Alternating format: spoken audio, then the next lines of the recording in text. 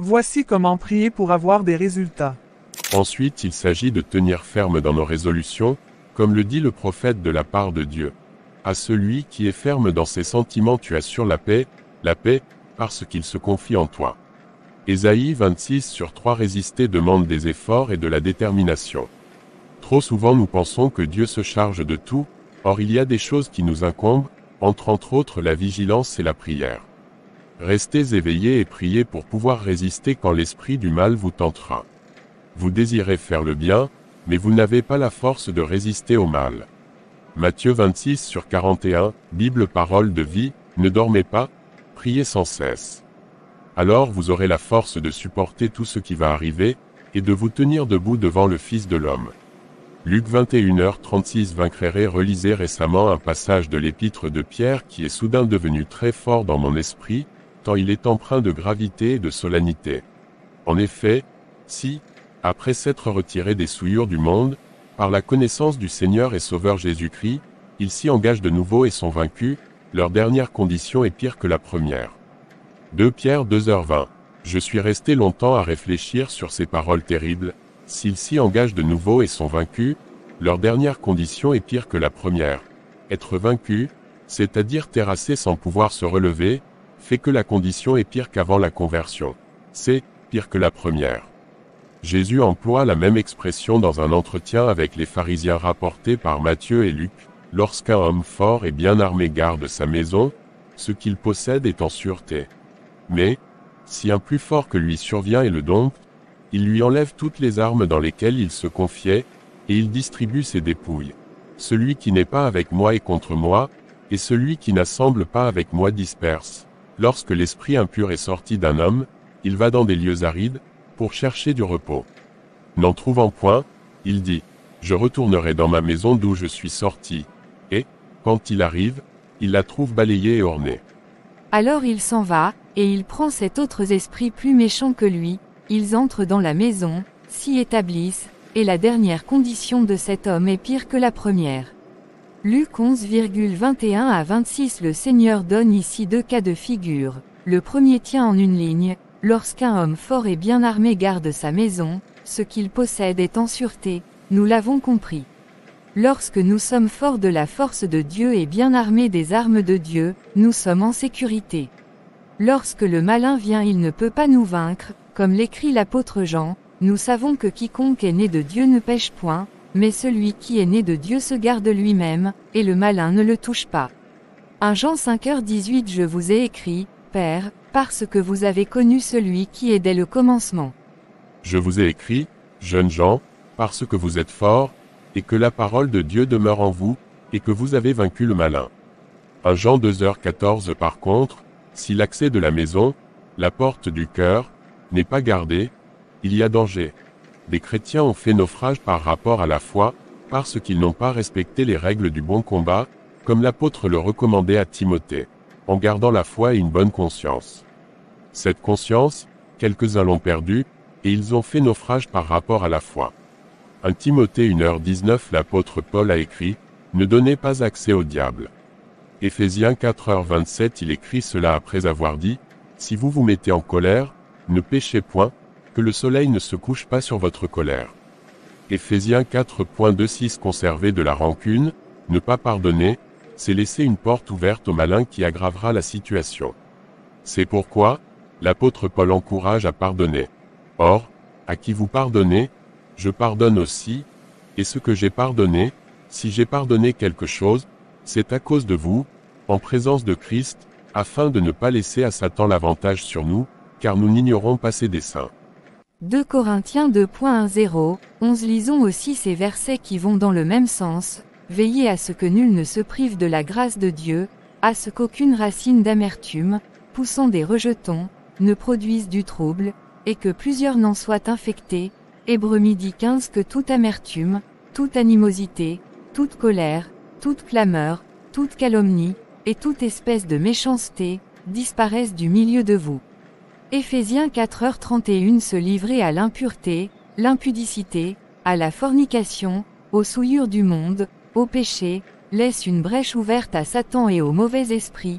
Jésus a dit, en vérité, je vous le dis, Quiconque se livre au péché est esclave du péché.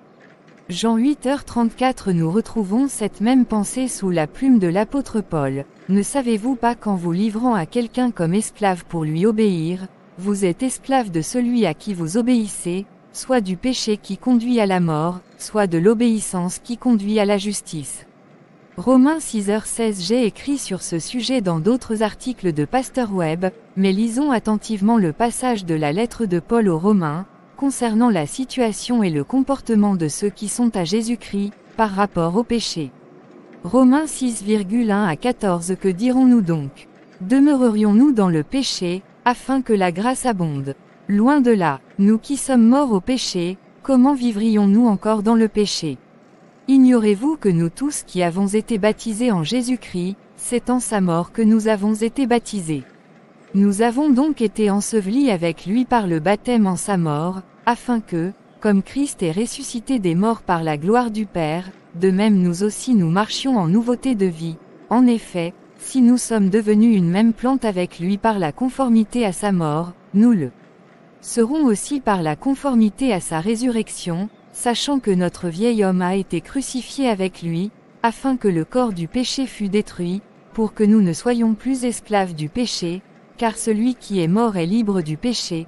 Or, si nous sommes morts avec Christ, nous croyons que nous vivrons aussi avec lui, sachant que Christ ressuscité des morts ne meurt plus, la mort n'a plus de pouvoir sur lui, car il est mort, et c'est pour le péché qu'il est mort une fois pour toutes, il est revenu à la vie, et c'est pour Dieu qu'il vit. Ainsi vous-même, regardez-vous comme morts au péché, et comme vivants pour Dieu en Jésus-Christ, que le péché ne règne donc point dans votre corps mortel, et n'obéissez pas à ses convoitises.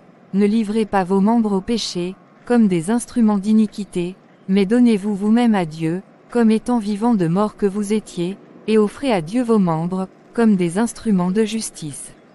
Car le péché n'aura point de pouvoir sur vous, puisque vous êtes, non sous la loi, mais sous la grâce. Romains 6. Nous obéissons à Satan ou au monde ou à nos propres convoitises, nous devenons leurs esclaves. Le Seigneur Jésus-Christ nous exhorte à la vigilance et à la prière comme un homme qui garde l'entrée de sa maison. Lorsqu'un homme fort et bien armé garde sa maison, ce qu'il possède est en sûreté.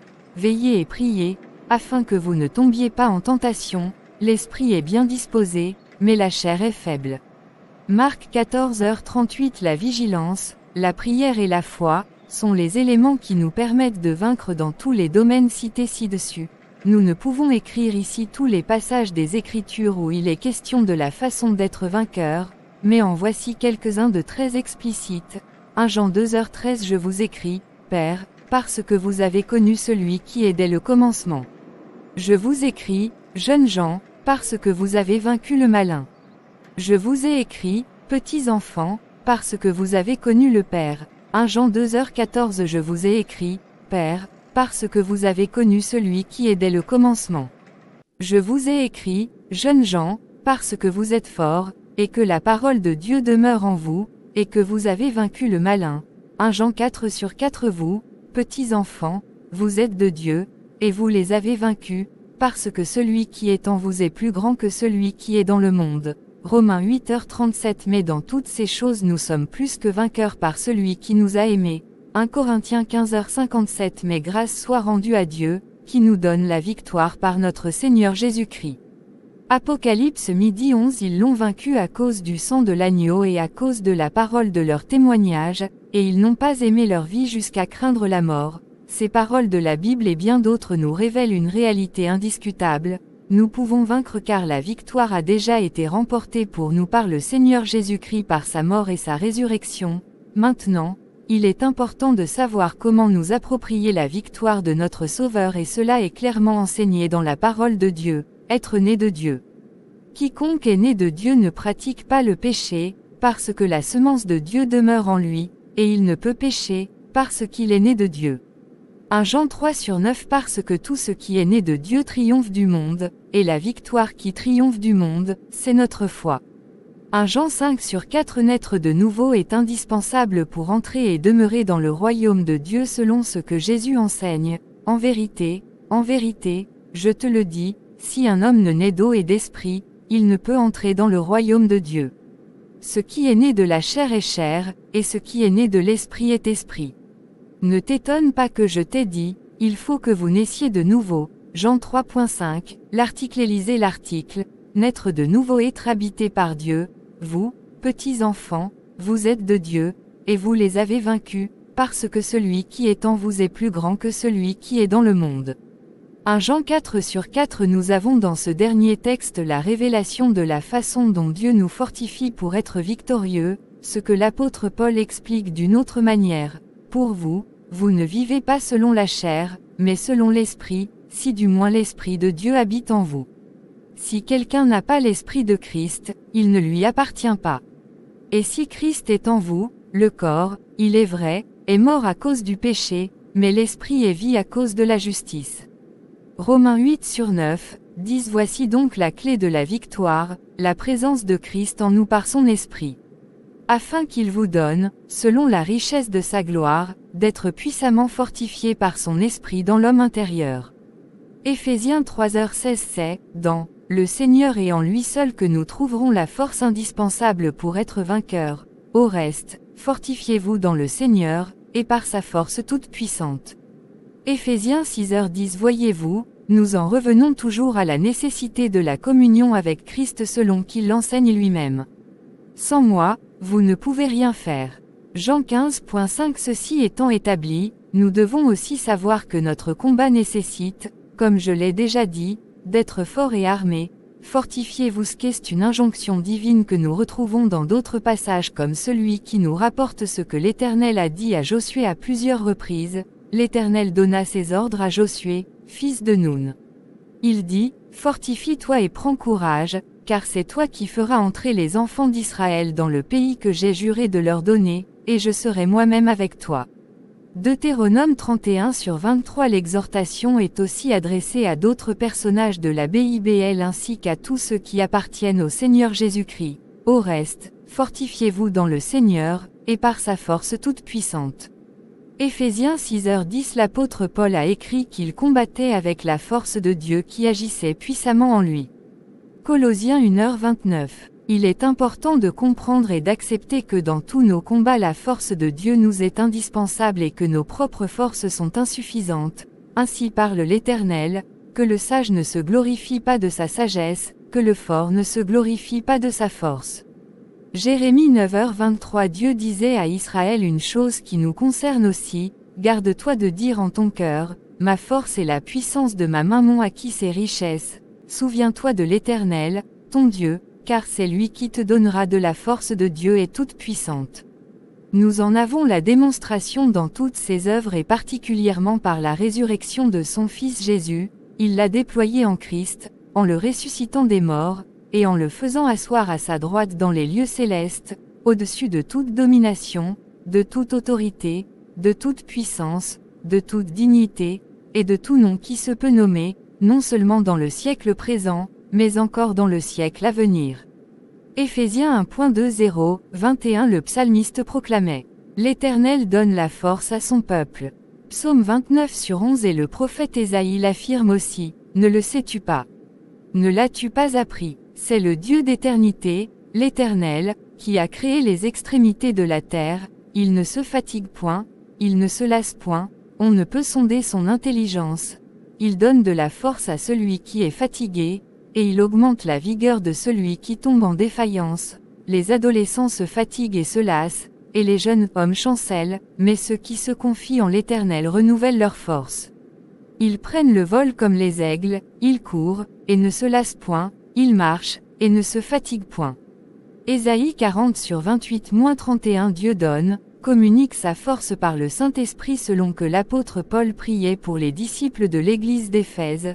À cause de cela, je fléchis les genoux devant le Père, duquel tire son nom toute famille dans les cieux et sur la terre, afin qu'il vous donne, selon la richesse de sa gloire, d'être puissamment fortifié par son esprit dans l'homme intérieur, en sorte que Christ habite dans vos cœurs par la foi, afin qu'étant enraciné et fondé dans l'amour, vous puissiez comprendre avec tous les saints quelle est la largeur, la longueur, la profondeur et la hauteur, et connaître l'amour de Christ, qui surpasse toute connaissance, en sorte que vous soyez remplis jusqu'à toute la plénitude de Dieu.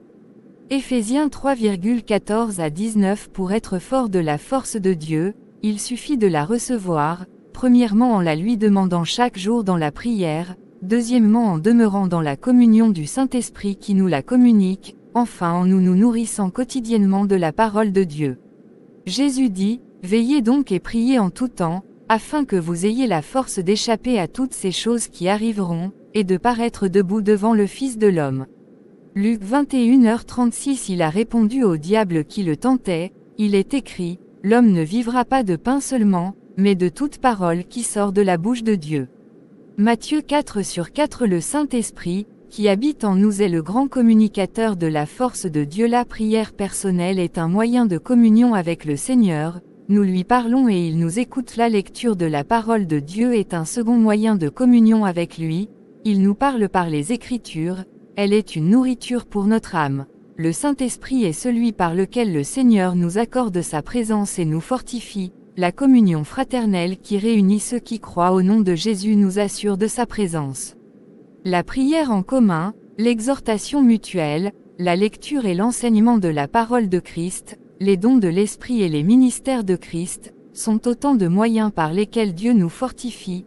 Certains pensent qu'il suffit de crier des versets bibliques comme des slogans, des chants de louanges, d'agiter des bannières imprimées de versets, de pratiquer une certaine gestuelle, pour mettre en fuite le malin et son armée. Les choses, telles que nous les enseignent les Écritures, sont plus profondes que cela. Dieu dit, « Fortifiez-vous dans le Seigneur et par sa force toute puissante. Je vous ai écrit, jeunes gens, parce que vous êtes forts, et que la parole de Dieu demeure en vous, et que vous avez vaincu le malin. » 1 Jean 4/4. Vous, petits enfants, vous êtes de Dieu, et vous les avez vaincus, parce que celui qui est en vous est plus grand que celui qui est dans le monde. Romains 8h37. Mais dans toutes ces choses nous sommes plus que vainqueurs par celui qui nous a aimés. 1 Corinthiens 15h57. Mais grâce soit rendue à Dieu, qui nous donne la victoire par notre Seigneur Jésus-Christ. Apocalypse 12h11. Ils l'ont vaincu à cause du sang de l'agneau et à cause de la parole de leur témoignage, et ils n'ont pas aimé leur vie jusqu'à craindre la mort. Ces paroles de la Bible et bien d'autres nous révèlent une réalité indiscutable. Nous pouvons vaincre car la victoire a déjà été remportée pour nous par le Seigneur Jésus-Christ par sa mort et sa résurrection. Maintenant, il est important de savoir comment nous approprier la victoire de notre Sauveur et cela est clairement enseigné dans la parole de Dieu. Être né de Dieu, quiconque est né de Dieu ne pratique pas le péché, parce que la semence de Dieu demeure en lui, et il ne peut pécher, parce qu'il est né de Dieu. 1 Jean 3/9. Parce que tout ce qui est né de Dieu triomphe du monde, et la victoire qui triomphe du monde, c'est notre foi. 1 Jean 5/4. Naître de nouveau est indispensable pour entrer et demeurer dans le royaume de Dieu selon ce que Jésus enseigne. En vérité, je te le dis, si un homme ne naît d'eau et d'esprit, il ne peut entrer dans le royaume de Dieu. Ce qui est né de la chair est chair, et ce qui est né de l'esprit est esprit. Ne t'étonne pas que je t'ai dit, il faut que vous naissiez de nouveau. Jean 3.5, l'article Élisée. L'article, naître de nouveau, être habité par Dieu. Vous, petits enfants, vous êtes de Dieu, et vous les avez vaincus, parce que celui qui est en vous est plus grand que celui qui est dans le monde. 1 Jean 4/4. Nous avons dans ce dernier texte la révélation de la façon dont Dieu nous fortifie pour être victorieux, ce que l'apôtre Paul explique d'une autre manière. Pour vous, vous ne vivez pas selon la chair, mais selon l'Esprit, si du moins l'Esprit de Dieu habite en vous. Si quelqu'un n'a pas l'Esprit de Christ, il ne lui appartient pas.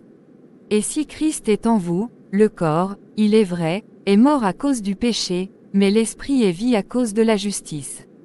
Romains 8/9, 10. Voici donc la clé de la victoire, la présence de Christ en nous par son Esprit. Afin qu'il vous donne, selon la richesse de sa gloire, d'être puissamment fortifié par son Esprit dans l'homme intérieur. Éphésiens 3h16. C'est, dans le Seigneur et en lui seul que nous trouverons la force indispensable pour être vainqueurs. Au reste, fortifiez-vous dans le Seigneur, et par sa force toute puissante.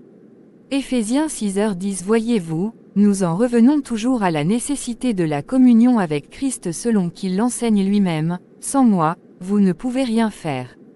Jean 15.5. Ceci étant établi, nous devons aussi savoir que notre combat nécessite, comme je l'ai déjà dit, d'être fort et armé. Fortifiez-vous, qu'est une injonction divine que nous retrouvons dans d'autres passages comme celui qui nous rapporte ce que l'Éternel a dit à Josué à plusieurs reprises. L'Éternel donna ses ordres à Josué, fils de Nun.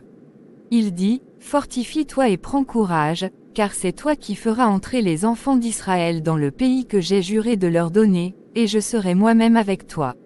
Deutéronome 31/23. L'exhortation est aussi adressée à d'autres personnages de la Bible ainsi qu'à tous ceux qui appartiennent au Seigneur Jésus-Christ. Au reste, fortifiez-vous dans le Seigneur, et par sa force toute puissante. Éphésiens 6h10. L'apôtre Paul a écrit qu'il combattait avec la force de Dieu qui agissait puissamment en lui. Colossiens 1h29. Il est important de comprendre et d'accepter que dans tous nos combats la force de Dieu nous est indispensable et que nos propres forces sont insuffisantes. Ainsi parle l'Éternel, que le sage ne se glorifie pas de sa sagesse. Que le fort ne se glorifie pas de sa force. Jérémie 9h23. Dieu disait à Israël une chose qui nous concerne aussi, garde-toi de dire en ton cœur, ma force et la puissance de ma main m'ont acquis ces richesses. Souviens-toi de l'Éternel, ton Dieu, car c'est lui qui te donnera de la force. La force de Dieu est toute puissante. Nous en avons la démonstration dans toutes ses œuvres et particulièrement par la résurrection de son Fils Jésus. Il l'a déployé en Christ, en le ressuscitant des morts, et en le faisant asseoir à sa droite dans les lieux célestes, au-dessus de toute domination, de toute autorité, de toute puissance, de toute dignité, et de tout nom qui se peut nommer, non seulement dans le siècle présent, mais encore dans le siècle à venir. Éphésiens 1.20-21. Le psalmiste proclamait « L'Éternel donne la force à son peuple ». Psaume 29/11. Et le prophète Ésaïe l'affirme aussi « Ne le sais-tu pas? Ne l'as-tu pas appris? C'est le Dieu d'éternité, l'Éternel, qui a créé les extrémités de la terre, il ne se fatigue point, il ne se lasse point, on ne peut sonder son intelligence. Il donne de la force à celui qui est fatigué, et il augmente la vigueur de celui qui tombe en défaillance. Les adolescents se fatiguent et se lassent, et les jeunes hommes chancellent, mais ceux qui se confient en l'Éternel renouvellent leur force. Ils prennent le vol comme les aigles, ils courent, et ne se lassent point, ils marchent, et ne se fatiguent point. Ésaïe 40/28-31. Dieu donne, communique sa force par le Saint-Esprit selon que l'apôtre Paul priait pour les disciples de l'église d'Éphèse. À cause de cela, je fléchis les genoux devant le Père, duquel tire son nom toute famille dans les cieux et sur la terre, afin qu'il vous donne, selon la richesse de sa gloire, d'être puissamment fortifié par son esprit dans l'homme intérieur, en sorte que Christ habite dans vos cœurs par la foi, afin qu'étant enraciné et fondé dans l'amour, vous puissiez comprendre avec tous les saints quelle est la largeur, la longueur, la profondeur et la hauteur, et connaître l'amour de Christ, qui surpasse toute connaissance, en sorte que vous soyez remplis jusqu'à toute la plénitude de Dieu. Éphésiens 3,14-19. Pour être fort de la force de Dieu, il suffit de la recevoir, premièrement en la lui demandant chaque jour dans la prière, deuxièmement en demeurant dans la communion du Saint-Esprit qui nous la communique, enfin en nous nourrissant quotidiennement de la parole de Dieu. Jésus dit, « Veillez donc et priez en tout temps, afin que vous ayez la force d'échapper à toutes ces choses qui arriveront, et de paraître debout devant le Fils de l'homme. » Luc 21h36. Il a répondu au diable qui le tentait. Il est écrit, « L'homme ne vivra pas de pain seulement, mais de toute parole qui sort de la bouche de Dieu. » Matthieu 4/4. Le Saint-Esprit, qui habite en nous est le grand communicateur de la force de Dieu. La prière personnelle est un moyen de communion avec le Seigneur. Nous lui parlons et il nous écoute. La lecture de la parole de Dieu est un second moyen de communion avec lui. Il nous parle par les Écritures, elle est une nourriture pour notre âme. Le Saint-Esprit est celui par lequel le Seigneur nous accorde sa présence et nous fortifie. La communion fraternelle qui réunit ceux qui croient au nom de Jésus nous assure de sa présence. La prière en commun, l'exhortation mutuelle, la lecture et l'enseignement de la parole de Christ, les dons de l'Esprit et les ministères de Christ, sont autant de moyens par lesquels Dieu nous fortifie. Certains pensent qu'il suffit de crier des versets bibliques comme des slogans, des chants de louanges, d'agiter des bannières imprimées de versets, de pratiquer une certaine gestuelle, pour mettre en fuite le malin et son armée. Les choses, telles que nous les enseignent les Écritures, sont plus profondes que cela. Dieu dit, Fortifiez-vous dans le Seigneur et par sa force toute puissante. The End. Abonnez-vous à notre chaîne préférée. Activez la cloche de notification pour ne manquer aucune de nos vidéos. Demeurez ainsi bénis dans le nom de Jesus.